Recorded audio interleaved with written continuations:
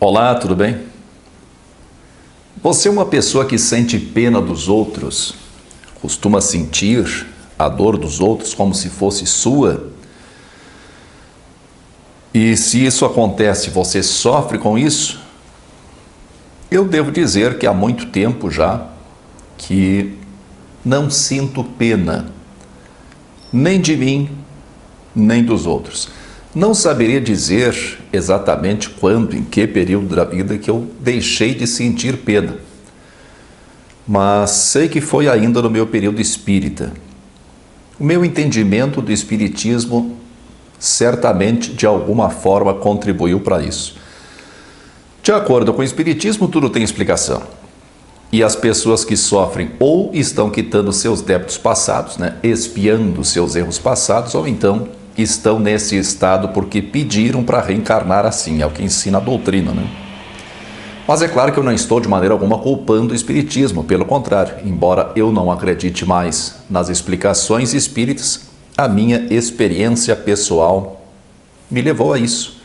Pena ou dó é um sentimento negativo.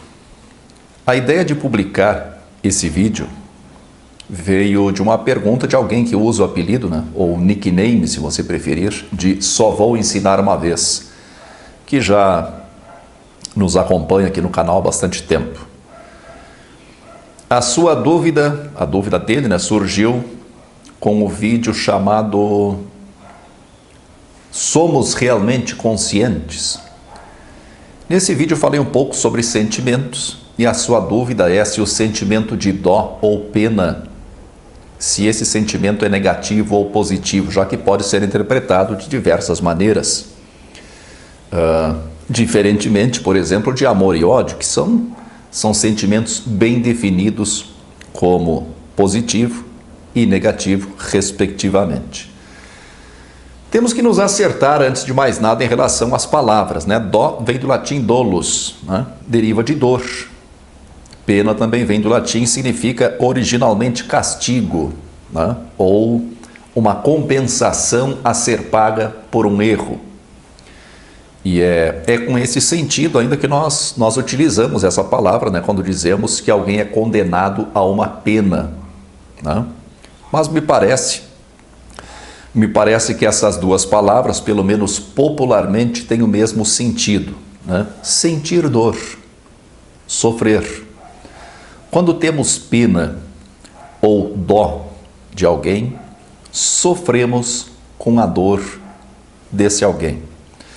Há outras palavras que às vezes são usadas como sinônimos, piedade, que na verdade, pelo menos originalmente, tem um sentido bem diferente. Piedade vem de pietas, que por sua vez deriva de pius, e que por sua vez faz referência a alguém que seja devotado, uma pessoa devotada, geralmente no sentido religioso.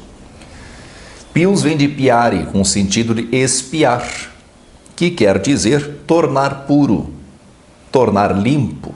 Aliás, o mesmo sentido de castificare, que é tornar casto, tornar limpo, e de onde vem o verbo castigar. Vamos ficar então com a palavra pena, como sinônimo de dó, e que quer dizer dor, sofrer pela dor do outro, ou em alguns casos de si mesmo, ter pena de si mesmo. E para diferenciar o simples sentimento de pena, esse sentimento de sentir a dor de outro ou de si mesmo, nós temos duas palavras: compaixão, que vem do latim compassio, que é a capacidade de sentir o que o outro sente, formada pelo prefixo com, significando junto de, mais pati, sofrer, aguentar, suportar. Ter compaixão, então, é sofrer junto à dor do outro, mas pressupõe uma ação, ou seja, pressupõe que façamos alguma coisa para minorar, para diminuir o sofrimento do outro. Também temos a palavra empatia, que vem do grego empateia, formado pelo prefixo em mais patos, significando sentimento. Ter empatia, então, é sentir o mesmo que o outro sente, é estar junto no sentimento de alguém. Eu disse que faz tempo que eu não sinto pena de ninguém. Olha, eu acho que eu não sou mais capaz de sentir isso. Mas isso não quer dizer que eu não seja capaz de me colocar no lugar do outro. Pelo contrário, colocar-se no lugar do outro é sentir o mesmo que o outro sente. E eu sou um empata. Há muito tempo que eu sei disso. Pessoa que tem empatia é um empata. Aliás, a maioria das pessoas, pessoas que pensam que são médiums, na verdade são empatas, né? São pessoas que têm a capacidade de sentir o que o outro sente, a capacidade de captar o íntimo de alguém. E atuando como médium, né? Tem a capacidade então de externar esse sentimento, algumas vezes em forma de uma catarse, né? Aí que vem aquele choro, aquela coisa toda. Em situações comuns da vida, como quando alguma pessoa próxima ou algum conhecido, né, esteja passando por alguma dificuldade e sofrendo por conta dessa dificuldade, eu não costumo sentir pena. Eu já sofri bastante, sei que é ruim, mas sei também que tudo passa. O sentimento de dó ou pena por si mesmo, apenas como sentimento, é um sentimento inútil e prejudicial. E não devemos esquecer que a mente é capaz de viciar em qualquer sentimento, mesmo os negativos. O sentimento de pena é inútil porque o sentimento por si só não é capaz de resolver absolutamente nada nesses casos, né? Um sentimento negativo. E além de inútil, é prejudicial. Se antes havia uma pessoa sofrendo, agora são duas. Não há por que acrescentar mais sentimento de dor ao mundo. O meu sentimento de dor, por uma dor que originalmente não é minha, né, uma dor que não atinge a mim diretamente, não vai resolver problema nenhum. Além disso, se eu sinto pena de alguém por um problema que essa pessoa esteja passando, seja uma briga familiar, seja uma doença, sei lá, desemprego, né? Uma coisa que eu experimentei, que foi terrível, morte de alguém, eu estarei me colocando numa posição de superioridade, pois, pelo menos nesse momento, nessa ocasião, eu estou vendo aquela pessoa como uma pessoa digna de pena, como se ela não fosse capaz de superar as adversidades e curar sua dor com suas próprias forças. Vivemos num mundo cheio de dores. Se eu confundir o sentimento de pena com bondade, se eu me achar bonzinho, e muita gente se acha, mas se eu me achar bonzinho porque tenho pena dos outros, sinto pena dos outros, eu estarei condenado ao sofrimento, pois sempre haverá motivos para sofrer pelos outros. É uma questão de ponto de vista e foco. Sempre haverá algum ponto positivo em que se segurar no momento de dor. Se for uma briga familiar, nem tudo está perdido. Famílias brigam e se reconciliam e ninguém morreu. Se for uma doença, enquanto se estiver vivo, há esperança. E sempre, se olharmos para o lado, sempre há doentes piores. Se for desemprego, uma situação terrível que eu experimentei mais de uma vez quando era jovem, um dia se resolve. No meu caso particular, me dediquei a estudar e me qualificar e resolver o problema. Se for a morte de alguém, isso é inevitável. E o modo como encaramos a morte é fundamental para viver o luto com equilíbrio. Olha, eu sei, entendo perfeitamente que para muitas pessoas isso tudo que eu estou dizendo pode parecer muito duro. Sei que há pessoas com problemas maiores do que os problemas que eu enfrentei e sei que nem todos têm suporte, nem todos têm preparo para superar os seus próprios problemas. Mas, como eu disse, se eu sofrer junto, estarei apenas acrescentando sofrimento ao mundo.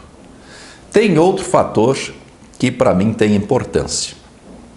Acredito firmemente no poder dos pensamentos e sentimentos. Eu acredito que de algum modo o sentimento é transmitido e captado, né? Assim como ondas de rádio e televisão. Sinto que nutrir um sentimento negativo como a pena em relação a alguém só pode piorar a situação. Existe um fator que geralmente passa despercebido quando sentimos pena de alguém: o sentimento de culpa. Eu me lembro que até meus 20 e poucos anos, ou 20 e vários, olha, eu acho que até os 30, eu tinha pena de pessoas muito velhas com dificuldades para caminhar. Inconscientemente, eu me sentia culpado por ter as pernas fortes e caminhar rápido, né? Sabe, pulando os degraus de 2 em 2. Olha, eu já cheguei a me fingir de manco, descendo uma escada para consolar um velho que vinha atrás. Sério. Eu me senti tão mal por ser capaz de descer a escada pulando os degraus de 2 em 2, que não quis dar ao velho esse desgosto pela consciência da sua decrepitude física. Hoje eu sei que eu vou ficar velho como ele. Se por acaso não ficar velho como ele é porque eu morri antes, né? E sei que chegando lá vou ter que encarar toda essa condição inerente à vida humana na Terra. E não vou ficar triste ou aborrecido se houver um guri de 20 e poucos anos pulando os degraus da escada. Só se me bater, né? Daí eu xingo ele. Ou dou uma bengalada, pretendo usar bengala, acho muito elegante. Nas grandes cidades, principalmente nas regiões mais centrais, né?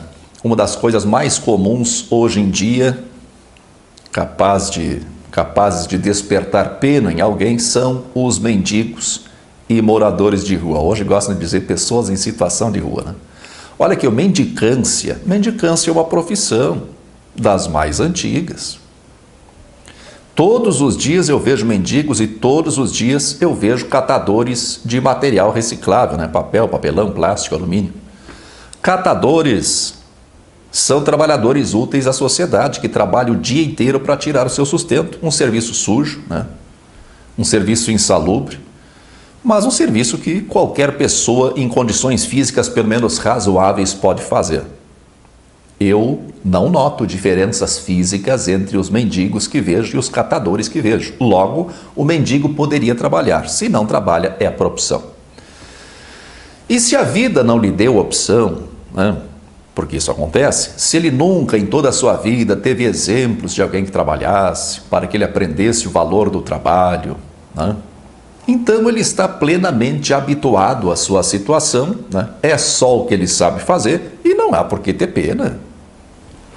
Não tenho pena. Eu já fiz muito serviço braçal e sei que cada atividade tem seus prós e seus contras. Também já fiz muito serviço voluntário, muito trabalho voluntário, que certamente também colaborou para essa minha percepção atual. Em relação aos moradores de rua, eu jamais seria morador de rua por muito tempo. Se eu chegasse a ficar sem ter onde morar, isso quase me aconteceu uma vez, faz bastante tempo, eu me ofereceria para trabalhar, para lavar uma calçada, para lavar as mesas e cadeiras de um restaurante, para fazer qualquer coisa, porque eu nunca tive medo de trabalho e em pouco tempo certamente eu teria pelo menos um canto para dormir. Mas é claro, eu tenho plena consciência de que eu penso assim e agiria assim se fosse o caso, porque eu tive uma educação que me levou a ser assim. Eu trabalho desde criança. Eles muito provavelmente não tiveram a mesma educação que eu tive. Mas é justamente a educação que recebemos e as experiências que atravessamos, né? Experiências essas derivadas justamente dessa educação, que vão nos moldar e vão determinar limites para o nosso modo de vida. Limites para cima e para baixo. Cada um de nós tem seus limites para cima e para baixo, né? O mínimo e o máximo que nós acreditamos que podemos alcançar. E se acreditamos realmente, vai ser isso aí mesmo. Nossa crença determina, né? Já ouviu falar de crenças limitantes, né? Isso é um condicionamento bem difícil de ser desfeito. Algumas pessoas entendem a empatia de maneira equivocada. Quando olhamos para um morador de rua, nós nos lembramos que nós temos uma casa, nós temos uma cama, nós temos um chuveiro. E a tendência então é nos colocarmos no lugar da pessoa, na situação da pessoa. Mas ao fazer esse exercício, geralmente nós nos imaginamos morando na rua, sem casa, sem cama e sem chuveiro. Nós não gostaríamos de ficar sem casa, sem cama e sem chuveiro. E algumas pessoas podem achar isso absolutamente insuportável. Olha, eu confesso que o que me incomoda mesmo é falta de banho. Fora isso, viver na rua poderia ser uma experiência libertadora. E olha que eu não estou brincando, é verdade.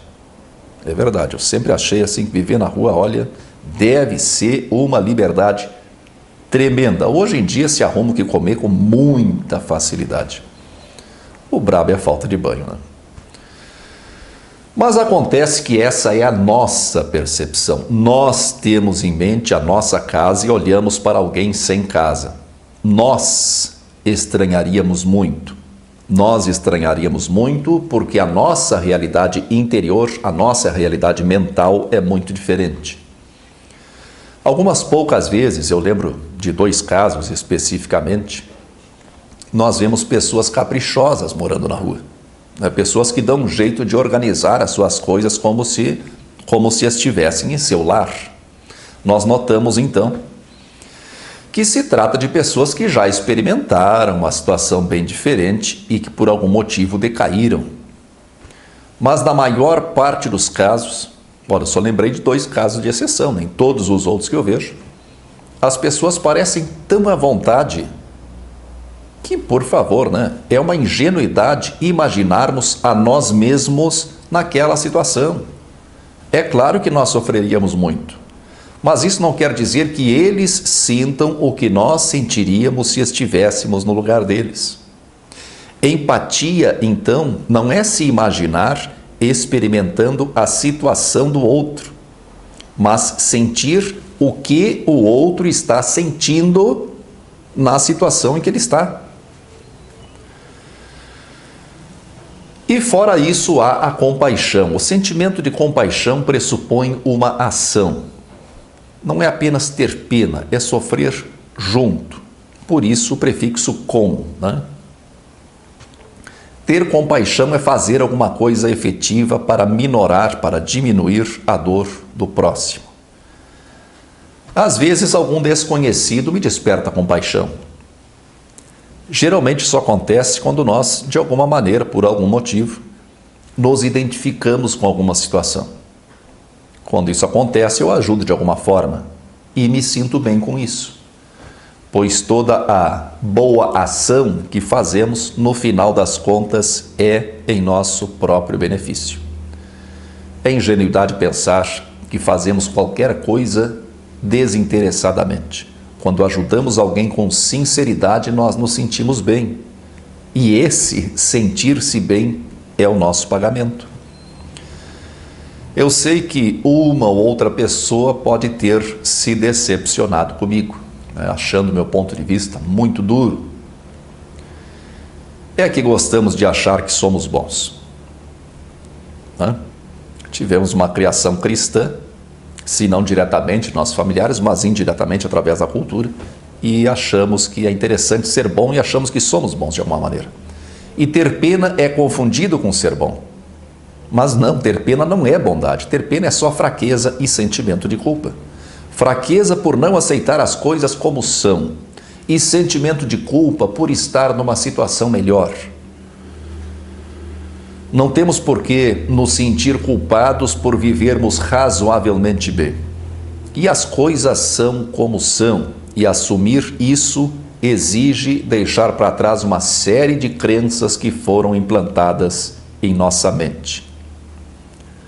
Falei em mendigos e moradores de rua porque eles são usados, né, muitas vezes como exemplo quando se fala em caridade.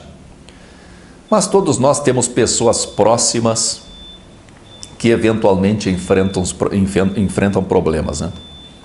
E se eu puder evitar problemas para o resto da vida, para o resto da minha vida, ótimo.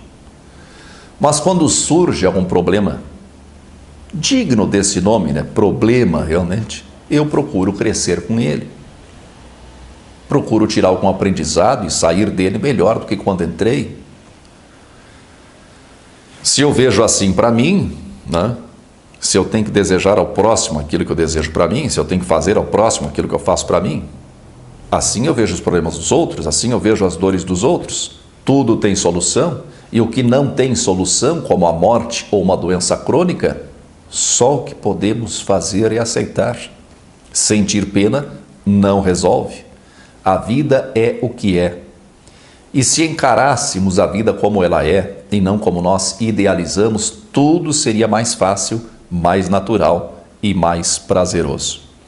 Se você ainda não é inscrito no canal, inscreva-se e assine as notificações. Deixe seu comentário que certamente eu irei ler. Se achou o vídeo interessante, compartilhe nas redes sociais. Muita força e paz para você.